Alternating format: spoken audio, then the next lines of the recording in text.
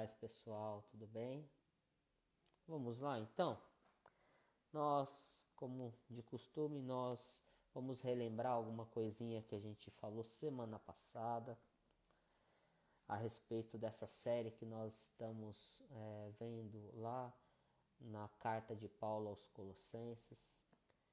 Então, eu queria que vocês abrissem suas Bíblias. Colossenses 2, então, queridos. A partir do verso 16, nós vamos ler até o verso 19 e comentar um pouquinho a respeito dessa passagem. Amém? Mas antes disso, enquanto vocês abrem suas Bíblias, a gente vai, a título de introdução e contexto, rememorar um pouquinho como a gente tem feito, então, nas nossas lives.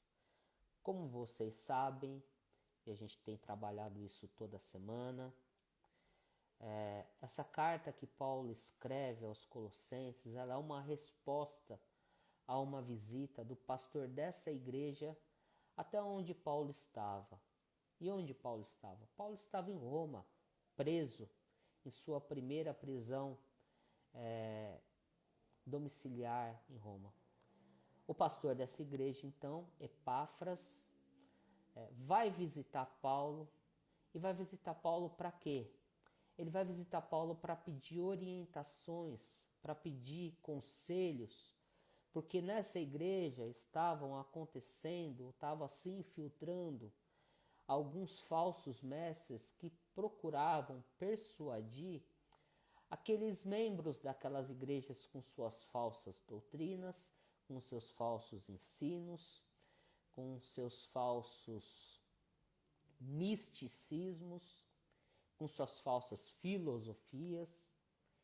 E diante desse cenário meio turbulento que a igreja estava passando, Epáfras então vai até Paulo pedir essas orientações. Então, como resposta a esse pedido, Paulo escreve essa carta. A gente já viu lá no capítulo 1 e um pouquinho no capítulo 2 que essas heresias que estavam se introduzindo nessa igreja eram de ordem filosófica, mais especificamente uma filosofia platônica, né? Então existiam falsos mestres lá naquela igreja tentando infiltrar uma filosofia platônica, principalmente afirmando que Cristo ele não veio em carne, mas Cristo veio com uma aparência carnal. Né? Por quê? Porque eles não acreditavam, ou melhor, eles acreditavam no dualismo. E o que é o dualismo platônico? Para eles, tudo aquilo que era matéria era má e tudo aquilo que era espírito era bom. Então, portanto, se Cristo era Deus, Cristo não poderia ter vindo em carne, porque carne é má. Então, eles afirmavam que se Cristo veio a essa terra, Cristo veio só como uma aparência de ser humano. Cristo, de fato, não tinha vindo como um humano encarnado, porque carne, a matéria era má. Mas não somente isso, tinha aqueles que acreditavam numa espécie de que Cristo era um Deus menor. Cristo não era só o Filho de Deus, com todo o poder, com toda a glória, a segunda pessoa da Trindade. Não, Cristo era uma espécie de um Deus pequeno, um Deus menor, a semelhança de um anjo. Para eles existiam vários anjos e que esses anjos deveriam ser adorados, e um deles era Cristo, até que você pudesse ir galgando degraus nessa espécie de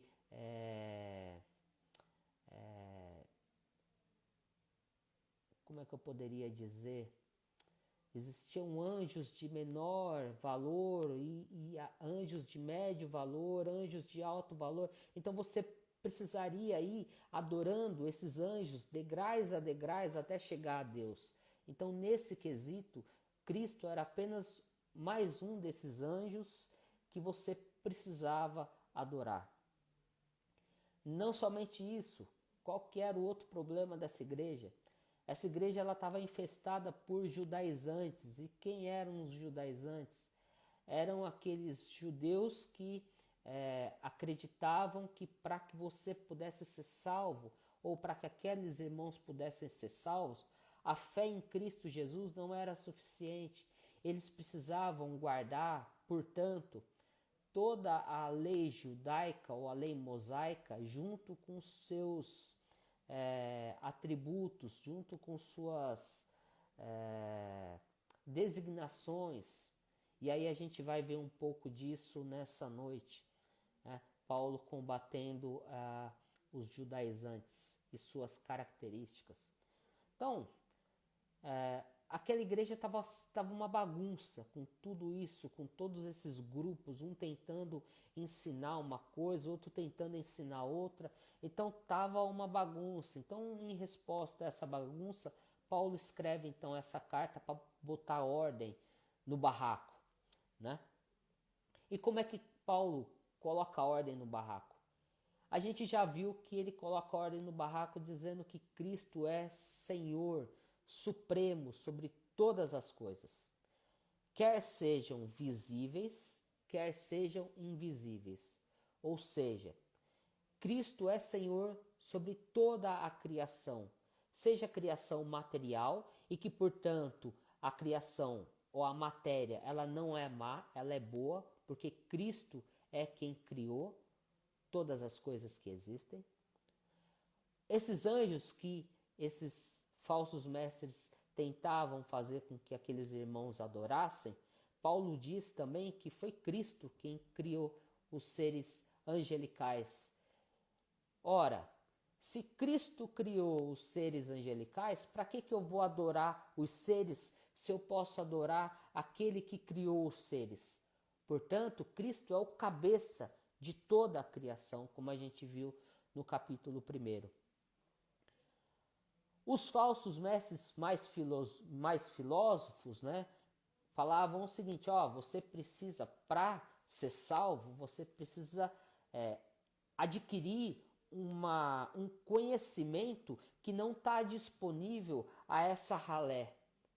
Quem tem esse conhecimento mais profundo somos nós. Então vocês precisam adquirir da gente esse conhecimento mais profundo para que então vocês sejam salvos. E Paulo vai dizer: não, senhor. É o que a gente já viu nas mensagens anteriores, já no capítulo 2. Paulo vai falar assim: não, senhor. Todo conhecimento, tudo aquilo que você precisa, toda a sabedoria e conhecimento que você precisa para viver e para ser salvo, eles estão escondidos, entesourados em Cristo Jesus.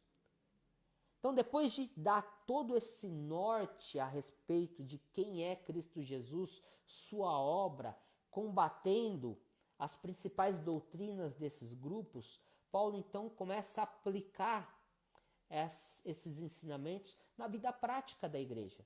E a gente viu semana passada que o que Paulo falou foi o seguinte: olha, depois de tudo isso que eu falei para vocês, vocês então não podem se deixar levar ou se deixar enredar, como a gente viu semana passada, por filosofias humanas, por filosofias e vãs sutilezas e tradições humanas. O que Paulo está dizendo assim para a igreja: não caia na lorota desses aí não. Porque a conversa deles é até bonita, ela é até espiritual, ela tem uma aparência de sabedoria lógica, mas na verdade é só lorota mesmo. Só lorota, só besteira. Então não se deixe enredar. E a palavra grega que Paulo utiliza para enredar é uma espécie de arapuca que os caçadores eles armavam para tentar capturar presas para que eles pudessem se alimentar. Então Paulo está dizendo o seguinte: olha, não deixe a conversa deles capturar a mente de vocês, não. Enredar vocês. Vocês não sejam pegos pela arapuca que eles criam com suas abobrinhas que eles falam. Certo? E aí, então Paulo combateu, como a gente viu semana passada, os filósofos, né? aqueles que eram da retórica, que se utilizavam da retórica para tentar convencer aqueles irmãos a caírem na conversinha deles. Depois a gente viu também semana passada que Paulo combate os judaizantes com sua tradição, e Paulo vai dizer o seguinte: olha, os judaizantes que estão se infiltrando aí, eles querem que vocês cumpram a lei de Moisés, ok? Mas a lei de Moisés, ela serviu para nós, para nos mostrar que a gente precisava de Cristo. Ela nos serviu para nos mostrar que Cristo é quem cumpriu toda a lei. E que, portanto, a gente não consegue ser salvo cumprindo a lei, porque é impossível para a gente. A lei não foi feita para que a gente possa ser salva por ela. Mas a lei, ela foi nos dada para nos mostrar que nós somos pecadores, que nós não conseguimos cumprir toda a lei de Deus e que, portanto, alguém precisava cumprir. E esse alguém foi Cristo. E Cristo, então, cumpriu toda a lei. E ao cumprir toda a lei, a gente viu que Paulo diz o seguinte: ele encravou a lei na cruz. Ele pegou a lei, Cristo pegou a lei de Moisés, então encravou essa lei na cruz, cumprindo toda a lei e toda a observância. E como resultado disso, como resultado de ter cumprido a lei e de que a gente agora não precisa cumprir a lei como forma de salvação, mas como uma forma de uma vida de gratidão à lei, de gratidão a Deus, porque Ele cumpriu a lei em nosso lugar, o diabo já não tem mais poder para usar essa lei e nos acusar. Nós, ou Cristo, tirou esse poder do inimigo de utilizar a lei para nos acusar nos colocar contra Deus utilizando a lei. Então a gente viu isso nessas semanas.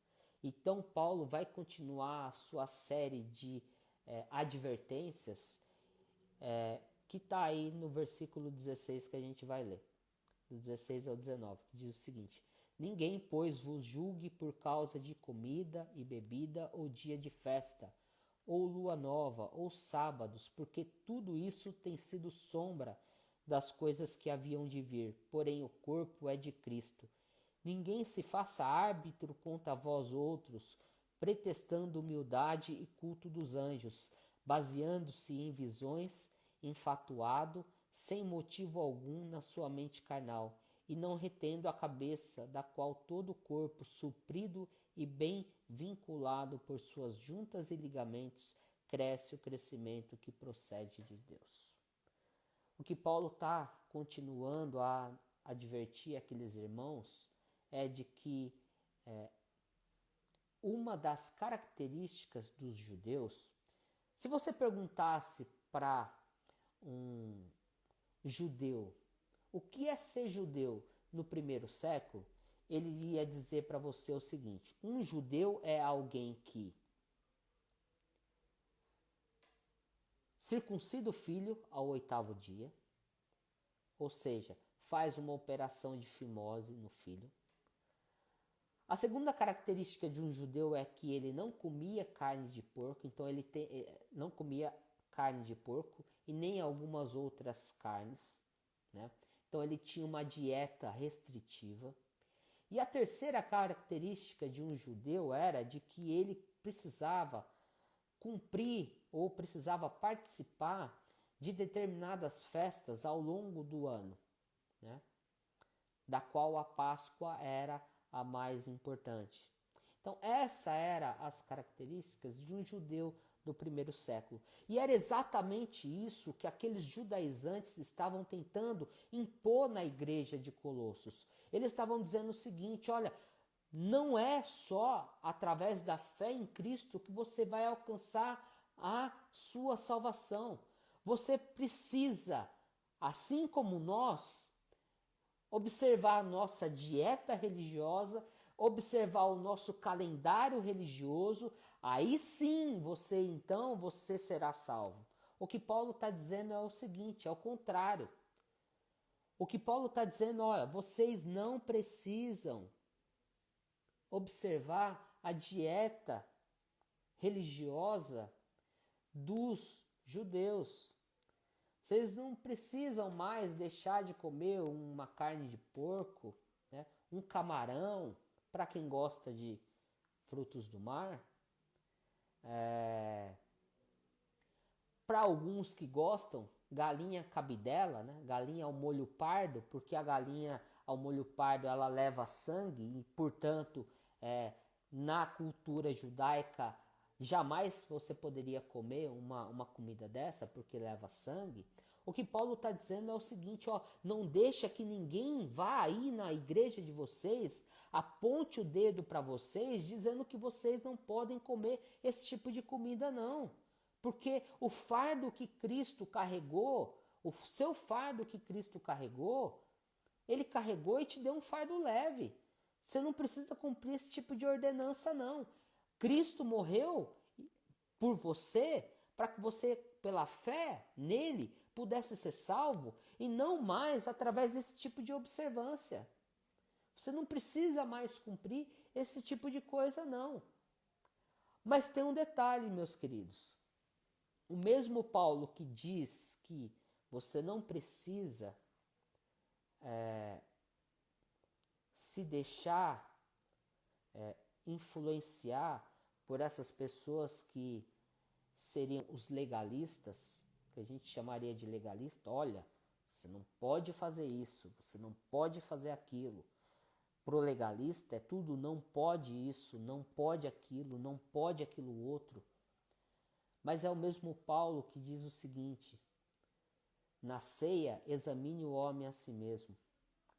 Em uma outra passagem, Paulo vai dizer, olha, se aquilo que você for fazer for escandalizar o seu irmão, é melhor que você não faça.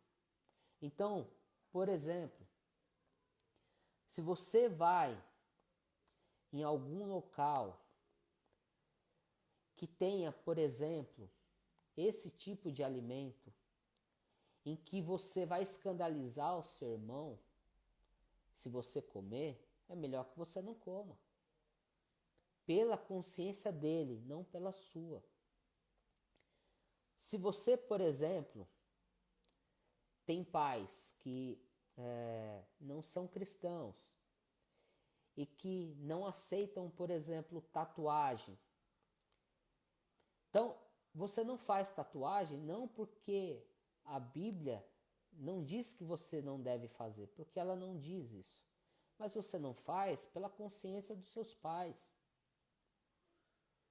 Se você vai numa festa, por exemplo, ou num jantar, onde tenha vinho,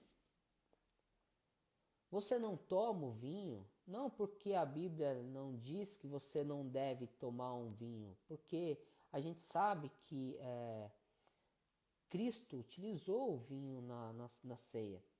Mas você não bebe porque a consciência do outro vai ser afetada. Certo? A gente, quando fala, por exemplo, a respeito de bebida, de que o cristão não deve beber, ele não deve beber porque a cultura brasileira é uma cultura de muita perniciosidade, onde a gente sabe que as pessoas elas não se controlam e elas se embriagam. E a embriaguez, ela é pecado. Então, é necessário parcimônia. É necessário que você esteja disposto a abrir mão de determinadas coisas que seriam legítimas a um cristão fazer, mas que você não faz, não porque é errado, não porque a Bíblia condena, mas você não faz porque você ama a outra pessoa, e se você ama a outra pessoa e você não quer ver ela ser escandalizada, então é por isso que você não faz.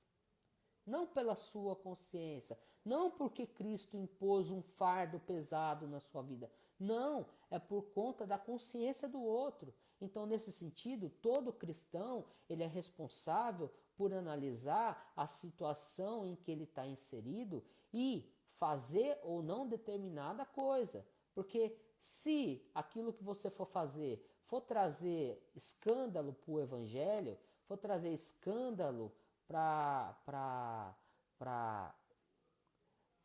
a palavra, escândalo para a sua vida no sentido de que, olha, mas ele não é crente, ela não é crente, então você não deve fazer. É isso que Paulo vai falar em outros momentos ou outras passagens das Escrituras. Mas nesse aqui especificamente que nós estamos tratando, o que Paulo está combatendo é que aqueles legalistas estavam tentando impor um fardo pesado na vida daqueles colossenses que não deveria ser imposto. Então, Paulo está dizendo, olha, não se deixe que outros te julguem por aquilo que você come. Se você participa ou não de determinadas festas judaicas. Se você participar, participe porque você quer, mas não porque seja imposto. Então é exatamente isso que Paulo está querendo dizer no versículo 16. E ele vai dizer isso, ele vai explicar por que eles não devem participar dessas coisas como imposição, porque tudo isso que o Antigo Testamento trazia como preceito, isso era sombra daquilo que viria, que era Cristo Jesus. A gente sabe que os sacrifícios que eram feitos no templo eram sombras, eram um espelho do sacrifício último e final de Cristo lá na cruz do Calvário. Então, esses preceitos eram, na verdade, Deus ensinando e trazendo uma revelação progressiva de quem Cristo era, até que Cristo, então, ele viesse. Então, quando Cristo vem, tudo aquilo que era sombra deixa de existir, ela deixa de ser observância para as nossas vidas, porque Cristo veio. Não era mais a sombra, Cristo veio em carne, então, para cumprir tudo aquilo que apontava no Antigo Testamento. Portanto, porque tudo isso era sombra, não deixe que ninguém se faça árbitro contra vocês, pretextando humildade e culto dos anjos. Ou seja, o que Paulo está dizendo no versículo 18 é o seguinte: à luz de tudo isso que eu falei, então não deixe que ninguém se transforme em árbitro, não deixe que ninguém se coloque como alguém que vai decidir aquilo que você vai fazer ou deixar de fazer. Aquilo que você vai fazer ou deixar de fazer deve estar baseado naquilo que a palavra diz, não naquilo que os falsos mestres estavam tentando impor àquela igreja. Portanto, não deixe que esses falsos mestres então se tornem árbitros, juízes para decidir aquilo que você deve fazer, aquilo que você deve comer, se você deve participar de determinadas festas ou não. Enfim, não deixe que eles então se coloquem na vida de vocês como quem irá decidir. Porque quando eles vêm até vocês, ou eles se apresentavam na igreja de Colossos, eles se apresentavam com uma falsa humildade. Eles não se apresentavam, esses falsos mestres não se apresentavam como se fossem pessoas arrogantes. Olha, vocês devem fazer isso aqui porque eu sou espiritual. Não, era uma falsa humildade. Eles vinham, olha, meio maneiro, né? Meio mineirinho, comendo pelas beiradas, apresentando uma falsa espiritualidade, uma falsa humildade. Então eles não eram na maneira de impor de forma arrogante, você faz isso porque eu estou mandando. Não, eles vinham de forma humilde. E aí eles apresentavam o porquê que eles... a justificativa deles, vamos colocar assim, a justificativa deles para que aqueles irmãos fizessem aquilo que eles estavam propondo era de que eles se baseavam em visões, que é o que Paulo vai colocar no versículo 18. Portanto, vamos tentar amarrar todos os pontos aqui. Quando eles falavam que aqueles irmãos deveriam comer ou não determinados alimentos, participar ou não de determinadas festas, a gente está falando dos judaizantes.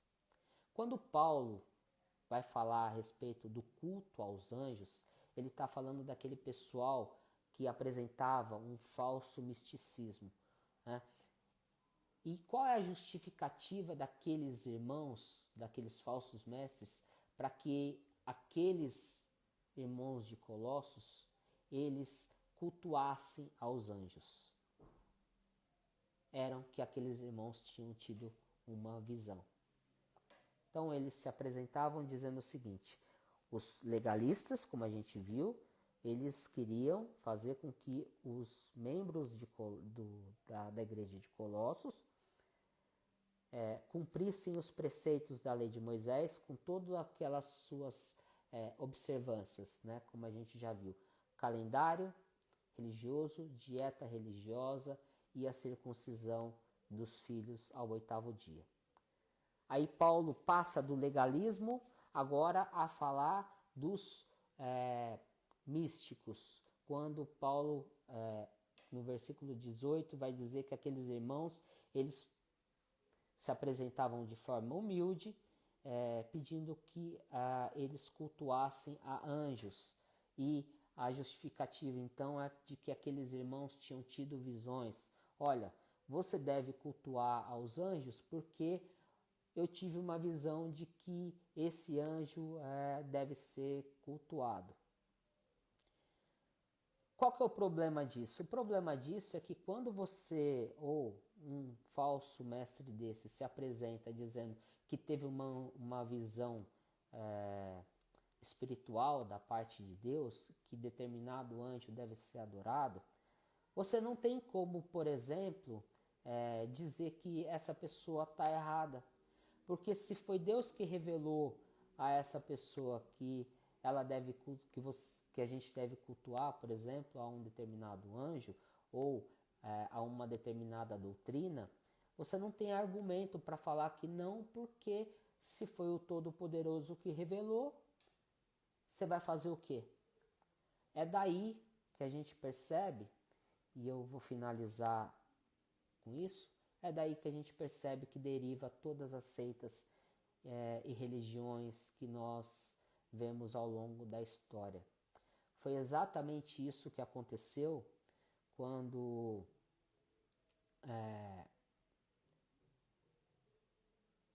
um beduíno que estava percorrendo o deserto, ele diz que teve uma visão de um anjo que revelou a ele uma nova doutrina, um novo ensinamento, e então essa pessoa compila então todos esses ensinamentos e doutrina e surge então o Alcorão e o islamismo.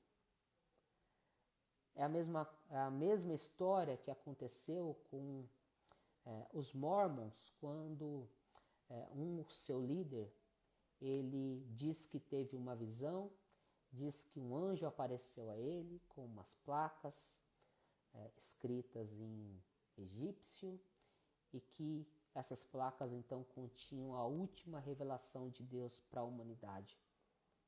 Então surgem os Mormons, ou seja, toda seita que surge, ela surge com uma autoridade baseada numa visão que alguém teve de algum anjo ou um sonho, ou algo sobrenatural que foi entregue a ele e que, portanto, é a última revelação de Deus para a humanidade. É isso que Paulo está combatendo aqui. Olha, não se deixe iludir por essas coisas, não. Não se deixe iludir por essas coisas. Porque se tem alguém que é o cabeça da igreja, é Cristo. É exatamente isso que ele vai dizer no versículo 19. Não retém esse tipo de ensino, não. Porque a cabeça, da qual todo o corpo, suprido e bem vinculado por suas juntas e ligamentos, cresce, o crescimento que procede de Deus. Não se deixe levar por esse tipo de falso ensino. É isso que Paulo está dizendo. Por esse tipo de falso vigor espiritual. Porque Paulo, se eu não me engano em Gálatas, vai dizer que se alguém, mesmo que for um anjo, venha com qualquer outro tipo de evangelho da qual Paulo não pregou, que isso seja anátema, que isso seja maldição. Então, Paulo ele estabelece muito bem a doutrina, os ensinamentos que são baseados em Cristo Jesus. Ele fundamenta tudo aquilo que o cristão precisa para cultuar a Deus, para glorificar a Deus, para saber a respeito da obra de salvação e como ser salvo, baseado na pedra, como a gente viu, baseado na rocha que é Cristo Jesus. Então, só existe um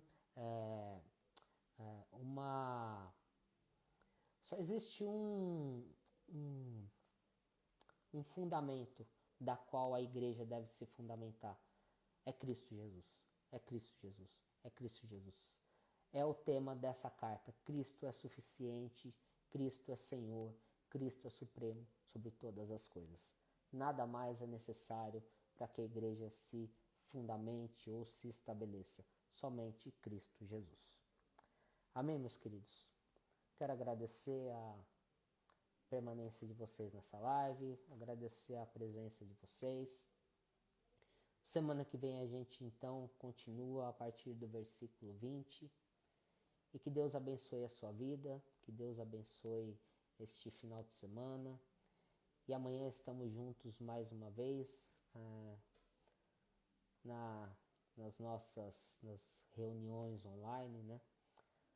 Que temos feito, porque estamos impedidos de nos reunir por conta dessa pandemia.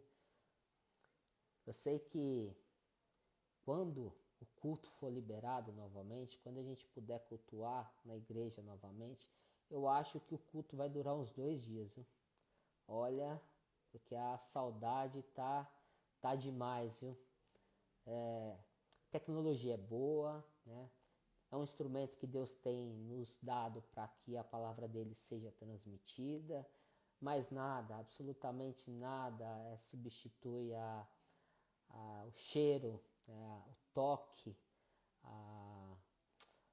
a presença física, né? Então, que Deus nos abençoe para que a gente possa passar o mais brevemente possível essa pandemia e que logo a gente volte a se reunir, que a gente possa abraçar, né? Que a gente possa estar junto novamente, né? Amém? Vamos fazer uma breve oração para a gente finalizar essa live. Então, que você tenha um ótimo final de semana na presença do Senhor. E amanhã às 10 horas estaremos juntos novamente no Facebook da igreja, no YouTube, no canal do YouTube da igreja, para juntos adorarmos e engrandecermos o nome do Senhor Jesus. Amém? Senhor, nós queremos te agradecer, te louvar e exaltar por mais um dia em tua presença, Senhor. Quero te agradecer por este período em que nós pudemos compartilhar um pouquinho da tua palavra, Senhor, aprender um pouquinho mais a respeito de quem o Senhor é, de quem a igreja, da onde a igreja deve estar estabelecida, que é a rocha, que é Cristo Jesus, e que a gente não deve, Senhor, como a gente viu, dar ouvidos a falsos mestres que tentam não somente enredar as nossas mentes com falsas filosofias, Senhor, que também tentam fazer com que a gente tenha um jugo pesado, Pai, com relação à observância de leis, calendário, Senhor, dieta religiosa, Pai, que tudo isso era sombra de quem iria vir, que é Cristo Jesus, que já veio, já cumpriu todas essas ordenanças e que a gente hoje está desimpedido, ó Pai, de cumpri-las, porque de fato a gente não conseguiria ser salvo mediante ao cumprimento da lei. Mas a lei, ela nos mostra que nós somos pecadores, que precisamos da Tua graça, precisamos da Tua misericórdia, precisamos, Senhor, da Tua poderosa obra salvadora que foi cumprida por Cristo Jesus naquela cruz, Pai. E que nós possamos, Senhor, deixar de lado esse tipo de ensinamento, não cair nessas armadilhas, ó Pai, que tem enredado muitos e muitos irmãos ao redor do mundo, Pai. Queremos te agradecer e te louvar por este dia, Senhor. Pedir que o Senhor continue nos abençoando nesse final de semana, nos livrando de todo mal, em nome de Cristo Jesus. Amém. Amém, meus queridos. Deus abençoe a todos. Tenham um ótimo final de semana na graça e na presença do nosso Senhor Jesus Cristo. Amém.